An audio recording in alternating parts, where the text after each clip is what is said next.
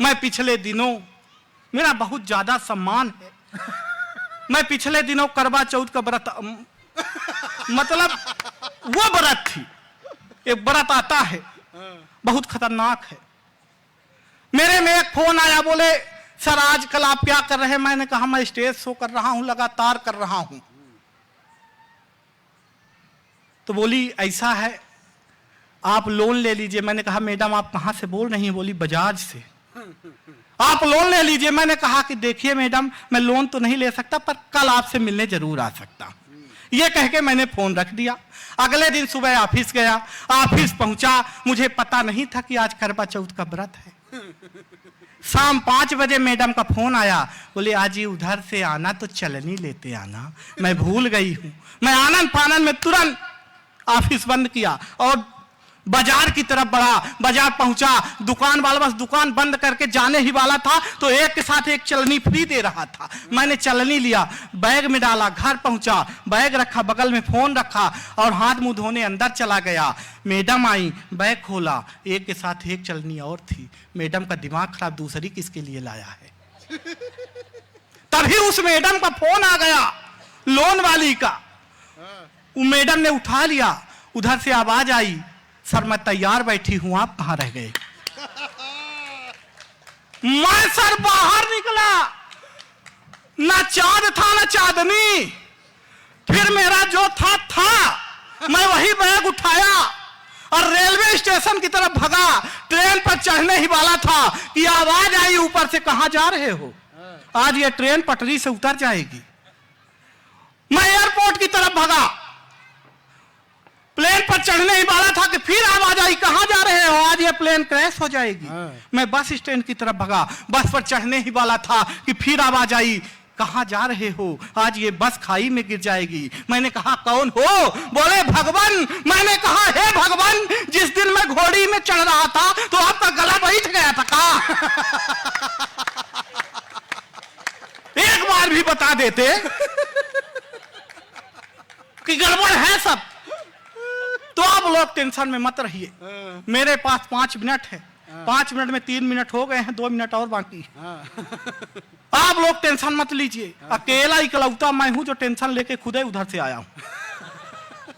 Tension sir आता कैसे? कोई टेंशन आपके पास ना हो तो टेंशन आ जाएगा। मेरे पास एक टेंशन नहीं थी।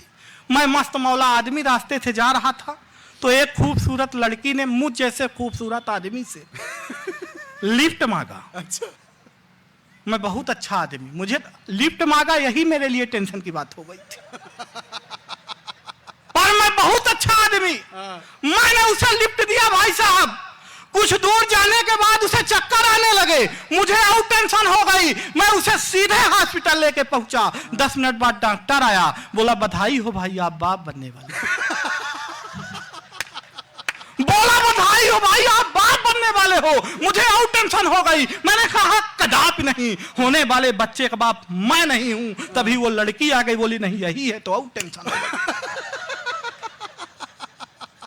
भाई साहब मेरा मेडिकल चेकअप कराया गया और रिपोर्ट ये आई, मैं तो कभी बापा नहीं समझ सकता, और टेंशन हो गई।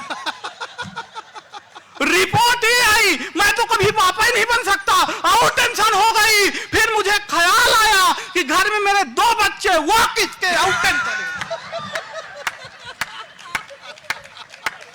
जिंदाबाद।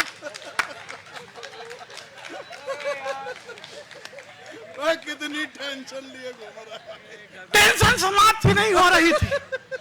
इतने में कौशिक जी का फोन आया, बोले बेटा तुझे इतनी टेंशन है तो तू मेरे घर आ। मैं इनके घर पहुंचने ही वाला था, एक छोटे से बच्चे से पूछा कौशिक दादा का घर जानते हो? बोला हाँ यही बगल वाला, जहां से मियां बीवी की लड़ने की आवाज आ रही है। मैंने कहा तुम उन्हीं के बेटे हो? बोला इसी बात पे तो अंदर झगड़ा चल रहा था।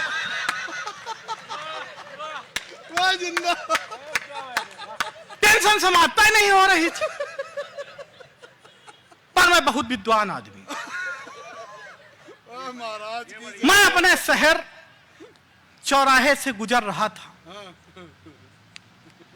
विनीता जी, भाभी जी प्रणाम करता हूं। मैं अपने शहर चौराहे से गुजर रहा था अपनी सखी के साथ। सखी सखी ऐसे कह रहे हैं जैसे ना रही हो। अपनी सखी के साथ गुजर रहा था तो पीछे से एक लड़के ने कमेंट किया, देखो देखो आलिया जैसी लड़की है पर कालिया के साथ। देखो देखो आलिया जैसी लड़की है पर कालिया के साथ। मैं कुछ बोलूं इससे पहले पलट कर उस लड़की ने ही जवाब दिया, हाँ, जिसे तू कालिया कह रहा है हाँ। यह व्यक्ति मुझे ऐसे नहीं मिला है। तो फिर उसने पूछा कैसे मिला है, तो उसने बताया हाँ। कि सालों तक पूजा पाठ। आय हाय नहीं, ऐसे नहीं मिला हूं।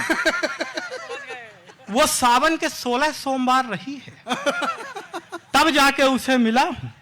पिछले 16 की है। पिछले दिनों फिर थी। मैंने पूछा आप क्यों रह रही हो, बोली पहले भी रहा करती थी।